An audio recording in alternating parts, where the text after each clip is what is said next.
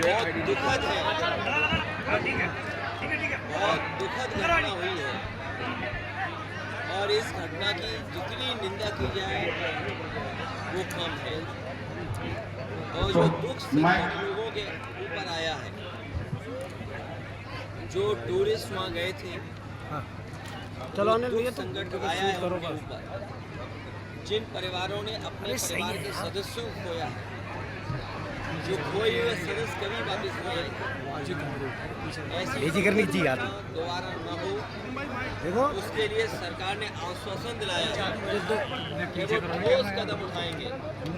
हमें उम्मीद है कि ठोस कदम के साथ साथ ठोस कार्रवाई होगी,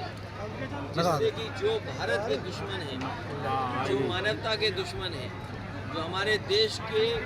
विकास और तरक्की के दुश्मन हैं, जो हमारे देश की छवि को खराब करना चाहते हैं, जो हमारे देश का भाईचारा है, जो हमारे देश की एकता है, जो हमारे देश के लोग मिलजुल करके रहना चाहते हैं और रहते रहे हैं, उस भाईचारा को जो खत्म करना चाहते हैं, ऐसी ताकतों को हमेशा हमेशा के लिए सफाया किया जाए। अध्यक्ष जी, आरएसएस प्रमुख मोहन भागवत ने कहा है कि इस तरीके से धर्म पूछ करके हत्या करना किसी हिंदू का काम नहीं हो सकता है कि धर्म विशेष के लोग ऐसा कर रहे हैं।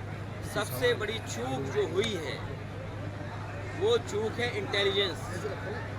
जो इंटेलिजेंस फेलियर है।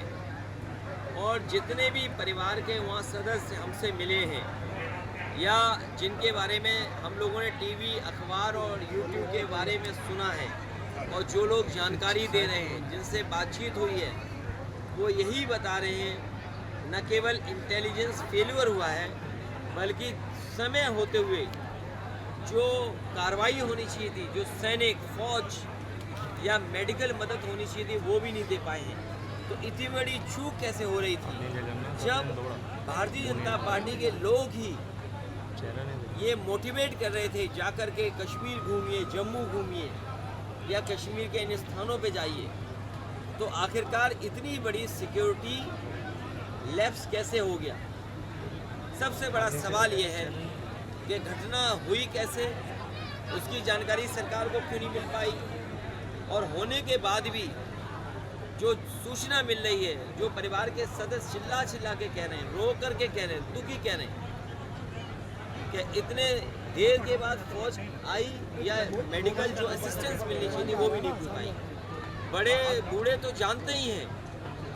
वो तो चर्चा कर भी रहे हैं बड़े बूढ़े, लेकिन आजकल बच्चे जान गए हैं कि ये बहुत बड़ी सिक्योरिटी लैप्स